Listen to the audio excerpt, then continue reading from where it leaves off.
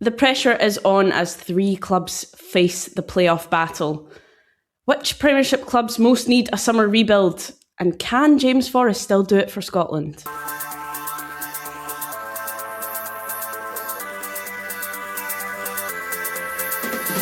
Hello, I'm Charlotte Cohen and this is the Scottish Football Podcast. All the news, views and analysis you need on Thursday the 30th of April.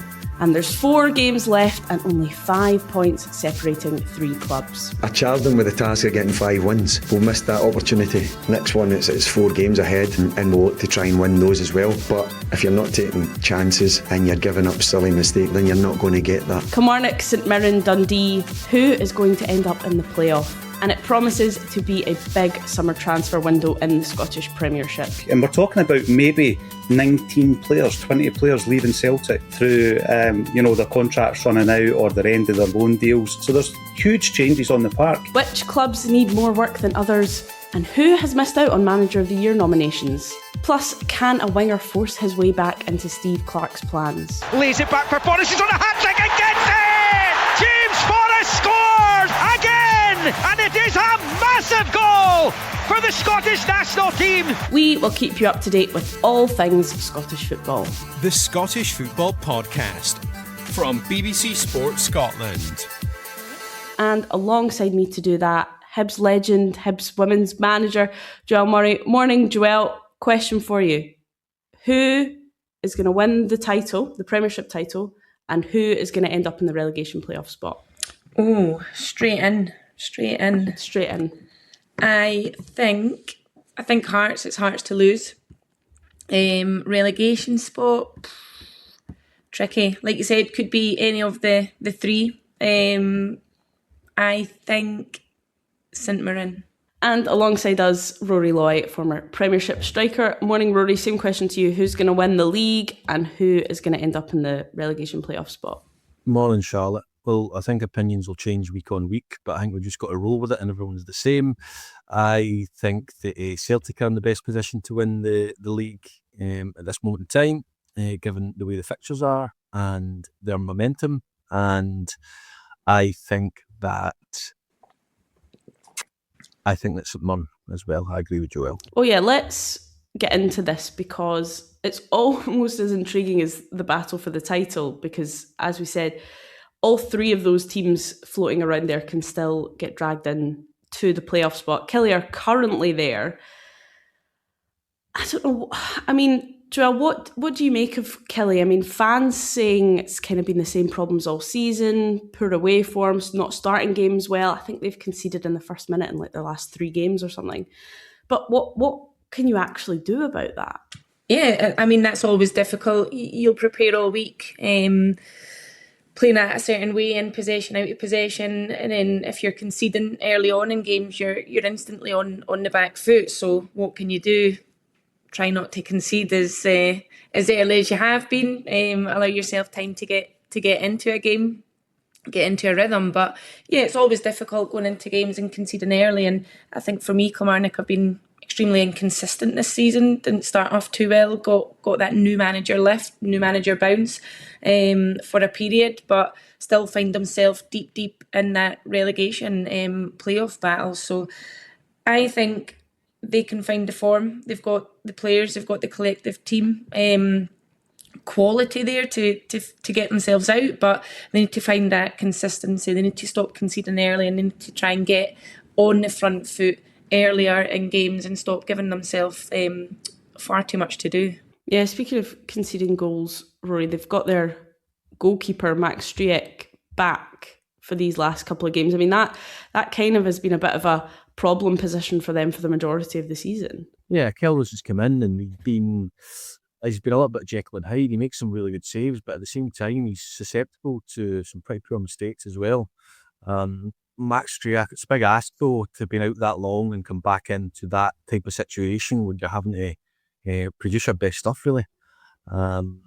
So, Kilmarnock at home are strong. They have been under Neil McCann and Billy Dodds. They've been put away, so they'll be looking to take advantage of that when it comes to the weekend against Dundee United. And with Dundee and St Mirren playing each other, it's going to be an interesting one now. I predicted St Mirren that. Again, same with down there. I do feel, and I feel like you say it every week, after this weekend we'll know a little bit more. I think Dundee playing St Mirren's a big one. If it doesn't finish in a draw, it'll be an interesting one to see who the winner is, because I think the other one may struggle for a while there. I did feel like Dundee weren't out of it, and I think that's proven to be the case. I think they've got a chance of finishing 11th as well. I've picked St Mirren solely on the basis that they go away to Dundee on Saturday, and home advantage for Dundee. I can see them maybe nicking that by the odd goal, but they were poor in the derby last week. So yeah, if there's a winner on that game, I think the other could really toil. Yeah, well, this is the thing about Dundee is we've been talking all season about how kind of up and down they've been. I think 2 wins in their last 13.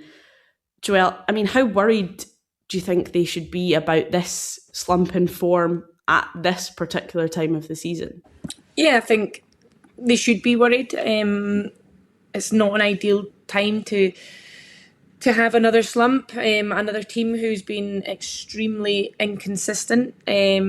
So they should be worried. I think what they can take from it is the fact that they have had a period of good performances, good results.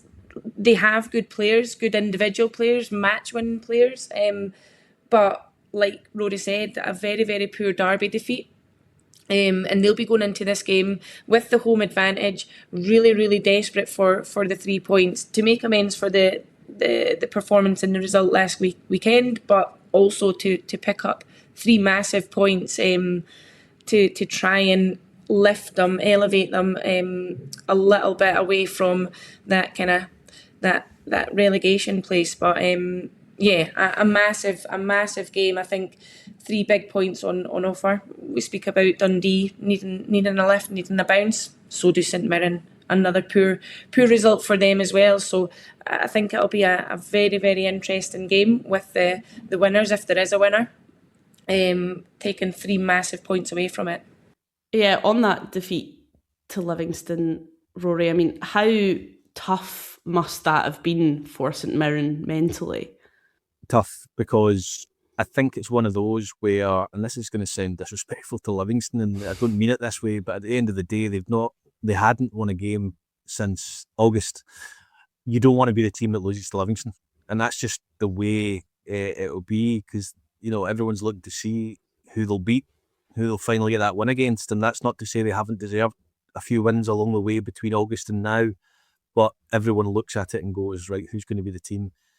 And not only that, it was at home as well. And St Mirren, their foundations have been built with good home form over the last few seasons. Don't get me wrong, they do well away from home over the last few years as well, but going to Paisley, I know everybody says most places is a tough place to go. St Mirren notoriously has been over the last 3 years. They've taken points off Rangers, Celtic, Hibs, Hearts, you name it, they've won in Paisley. So to lose to Livingston at home in such a precarious position already, alarm bells will be ringing if they get beat at the weekend. Right, well, we've talked about this battle at the bottom. Let's talk looking ahead to the summer and a bit about teams that are in need of a rebuild this summer. Joelle, Celtic and Aberdeen are kind of the two big ones that probably stick out. Celtic in particular, they're obviously on the hunt for a new manager. You would expect that to get done in the summer, but on the pitch, I mean, where in particular do you see them needing to look at and to strengthen? Yeah, I think for me, Celtic, probably all over. A club like Celtic demands standards, individual standards, collective standards, and they've not been anywhere near that this season. And Martin O'Neill has came out and said that it needs to be a massive rebuild to address the top heavy and the bloated squad. So I think we'll see a lot of departures, but from a incoming recruitment perspective, I think there'll be targets identified all over the pitch and every single unit, because it's not been good enough for a club like Celtic this season so far. With that being said, they're still up there, they're still challenging, they could still win the title. So it shows a lot and tells a lot about the resilience and the character of the players there. But I think for me they'll be targeting units across the pitch in the summer. Yeah, you would expect so. And Aberdeen, Rory, probably in a pretty similar boat, maybe not as big a job on Stephen Robinson's hands, but do you think we'll see an Aberdeen team maybe similar to what Robinson had at St Mirren, or do you think he'll go for something slightly different?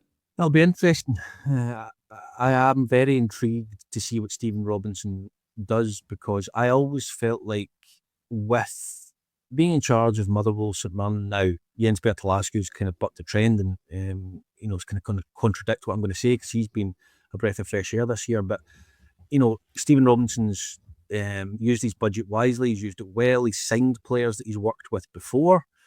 However, you would imagine at Aberdeen, the expectations that Stephen Robinson will have to face will be higher than anything he's ever experienced before, because Aberdeen are expected to finish above St Mirren, are expected to finish above Motherwell. So will he adapt and try and play a slightly different way because his budget dictates that he'll be able to? Will he bring in players to play a little bit more expansive? Or will he stick with the 3-5-2, get balls into the box, work it wide, get two big strikers in, which has been successful for him. And with the budget he's got, he'll be able to do that better because he'll get a better calibre player in. And that's no disrespect for anyone he's signed at St Mirren or Motherwell, but if you get more money, you get better players. It's the same with anything in life. So I would expect him, I think he'll do the latter. I think he will bring in players to suit the way he's always played. I think he'll just want and expect it to be done better. Interesting. Well, what about Joelle, Rangers and Dundee United? Because they're kind of two teams who had a lot of movement last summer.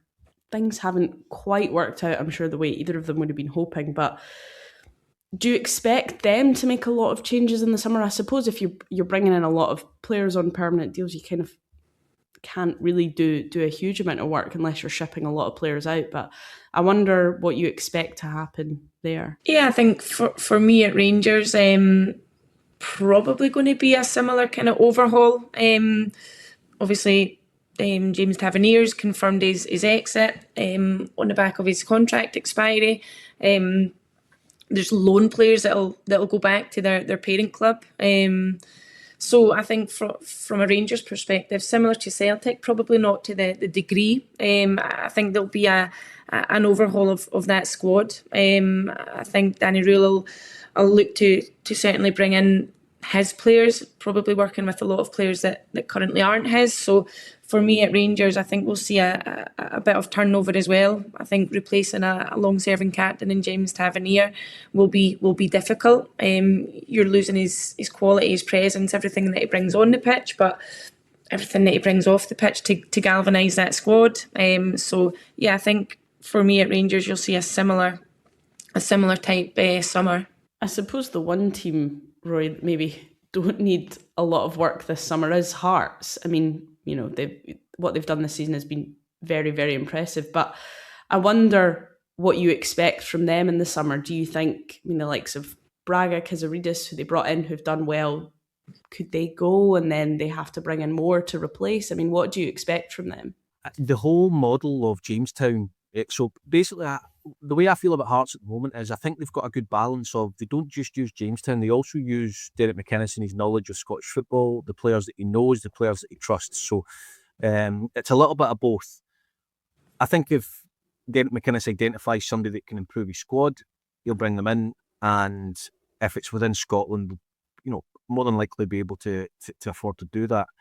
I also think it'll depend where they finish in the league and what European competition they'll be in. As to how much money they may get. But the whole idea of Jamestown is so that you are doing what everyone tries to do, buying cheap and selling big, if that makes sense. So I expect them to sign a few players that nobody's ever heard of from obscure places.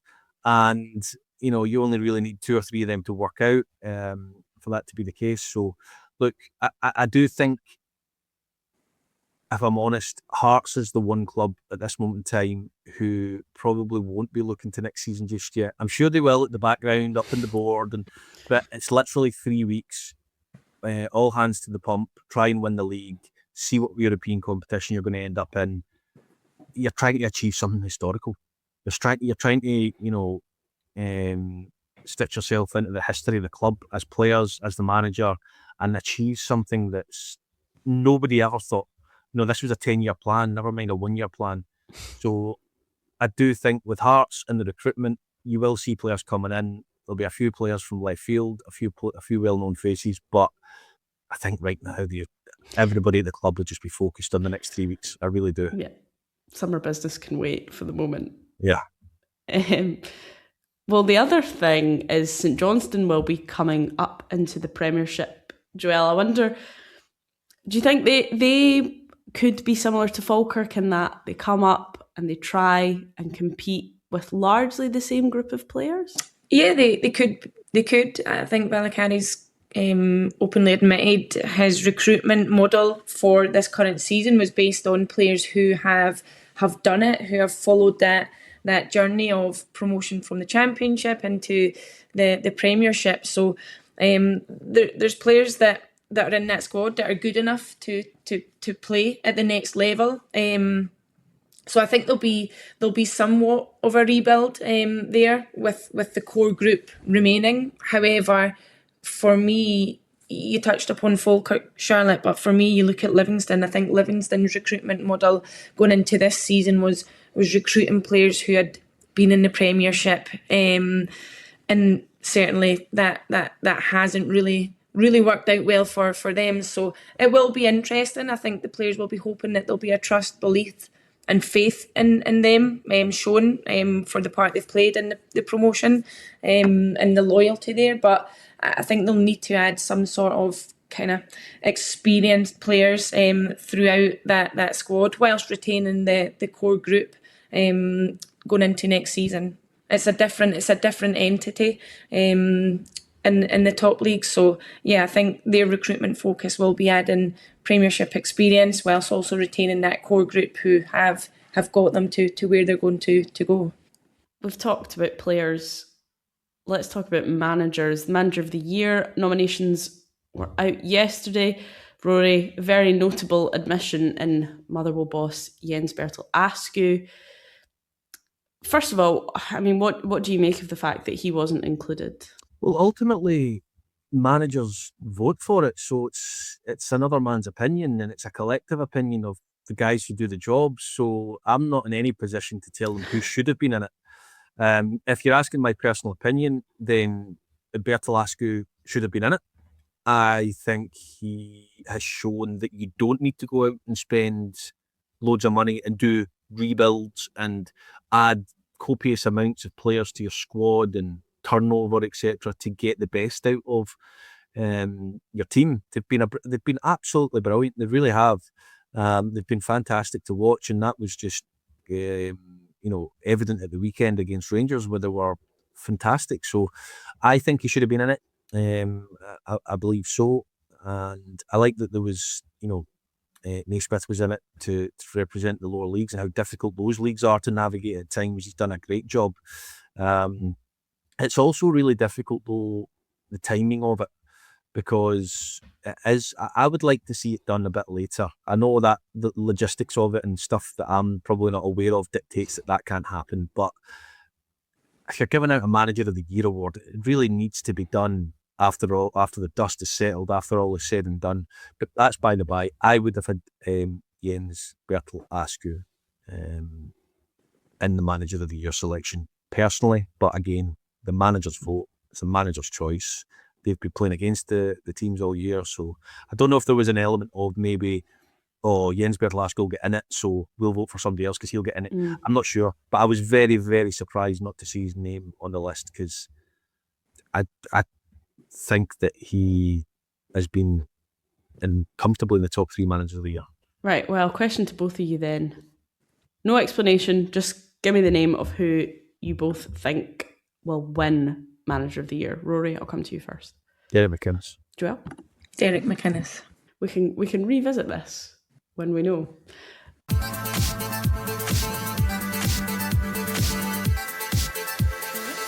Well, finally, James Forrest says he is still dreaming of a Scotland World Cup place. I don't know, Joelle. I mean, what do you think? It's a position we've kind of found a wee bit difficult to fill over the years. Do you think he's still got an impact to make in the Scotland squad, even if it's coming off the bench? Yeah, I think obviously his late season resurgence at Celtic has put him back in the short window. It will be severely considered as a wild card option for Steve Clarke, in my opinion. He's obviously not been a regular in the squad during the World Cup qualification campaign, but I would imagine still remains under consideration for the impact he can provide off the bench. However, like you said, he faces some stiff competition from a mix of experience and emerging young talents, and in that position you've got Finlay Curtis, obviously Ben Gannon Doak, who has or was out the March camp because of the hamstring injury, but I don't think you can ever say never. He spoke this week about being hopeful, so we'll certainly see. But I think for me it's a long shot, given you've got Ryan Christie established, McGinn established, and like I said, those two young emerging talents in particular. So yeah, never say never, but I'd be surprised if we saw him in the squad.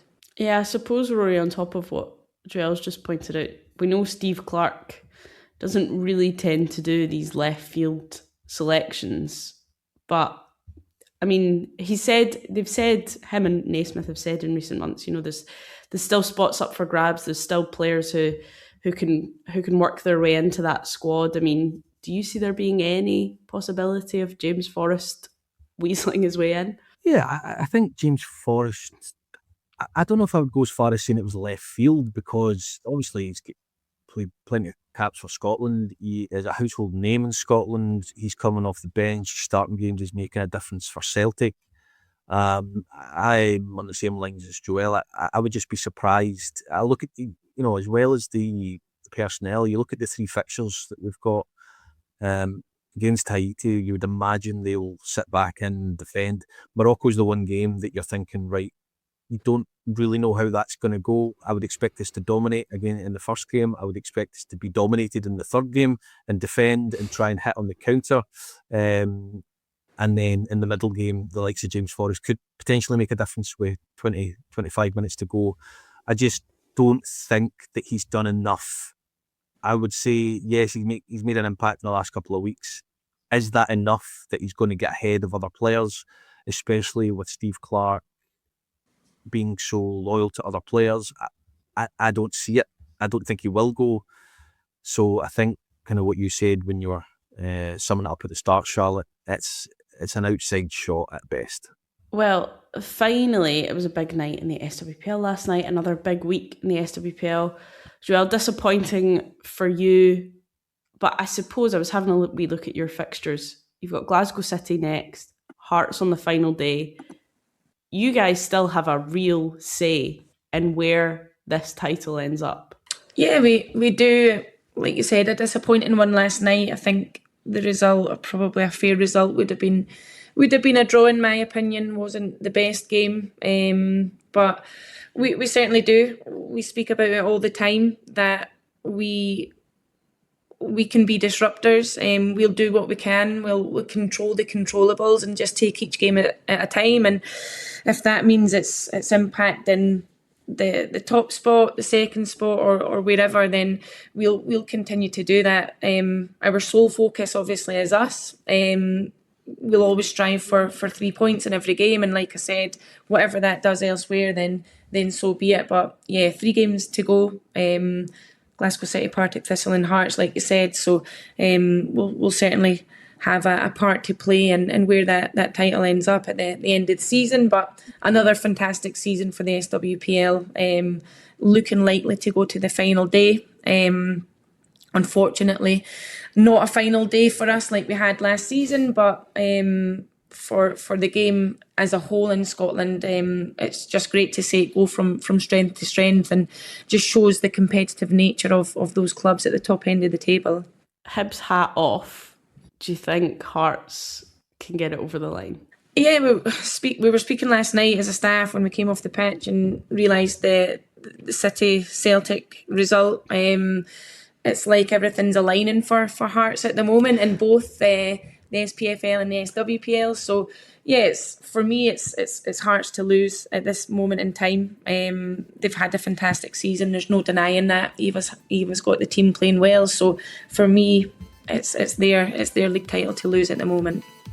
Well, that is all we've got time for. Many thanks to Joelle and Rory, and thank you for listening. Remember, we are here with new episodes of the Scottish Football Podcast bright and early every day, so make sure you don't miss out. Subscribe on BBC Sounds, have push notifications turned on your phone. Enjoy the rest of your day, and we'll catch you again tomorrow.